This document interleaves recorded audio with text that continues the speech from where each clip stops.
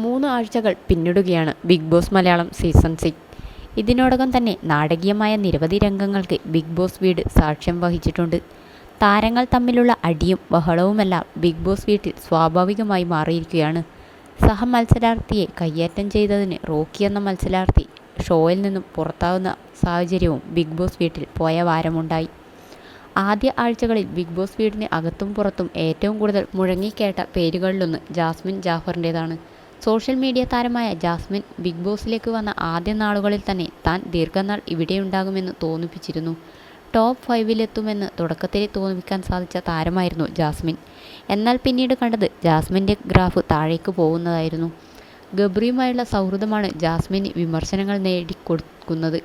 പിന്നാലെ വീട്ടിൽ നിന്നും വന്ന ഫോൺ കോളും തുടർന്ന് അരങ്ങേറിയ വിവാദങ്ങളുമെല്ലാം ജാസ്മിൻ്റെ പ്രകടനത്തെ സാരമായി തന്നെ ബാധിച്ചിട്ടുണ്ട്.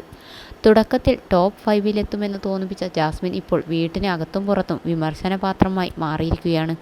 ബിഗ് ബോസ് നിയമം ലംഘിച്ച ജാസ്മിനെ പുറത്താക്കണമെന്നും ചിലർ ആവശ്യപ്പെട്ടിരുന്നു. ഇതിനിടെ ഇപ്പോഴിതാ മറ്റൊരു വാർത്ത സോഷ്യൽ മീഡിയയിൽ പ്രചരിക്കുകയാണ്. ബിഗ് ബോസ് വീട്ടിലേക്ക് ഉടനെ തന്നെ ചില വൈൽഡ് കാർഡ് എൻട്രികൾ ഉണ്ടാകും. റോക്കിയും സിജോയും പോയതോടെ ബിഗ് ബോസ് വീടാകെ തണുത്തു കിടക്കുകയാണ്. അതിനാൽ വേഗം തന്നെ വൈൽഡ് കാർഡുകളെ കൊണ്ടുവന്ന് രംഗം കൊഴുപ്പിക്കണമെന്നാണ് പ്രേക്ഷകരും പറയുന്നത്. എന്നാൽ ഇങ്ങനെ കടന്നുവരുന്ന വൈൽഡ് കാർഡുകളിൽ ഒരാൾ ജാസ്മിന് വേണ്ടപ്പെട്ട ഒരാൾ ആയിരിക്കുമെന്നാണ് റിപ്പോർട്ടുകൾ പറയുന്നത്. സോഷ്യൽ മീഡിയയിൽ പ്രചരിക്കുന്ന റിപ്പോർട്ടുകൾ പ്രകാരം ബിഗ് ബോസ് മലയാളം സീസൺ 6-ലെ വൈൽഡ് കാർഡുകളിലൊന്ന് അഫ്സലാണ്.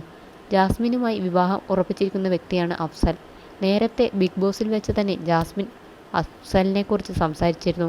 തൻ്റെ വിവാഹം അഫ്സൽ എന്ന സുഹൃത്തുമായി നിശ്ചയിച്ചുവെന്നായിരുന്നു നേരത്തെ ജാസ്മിൻ ഗബ്രിയോട് പറഞ്ഞത്.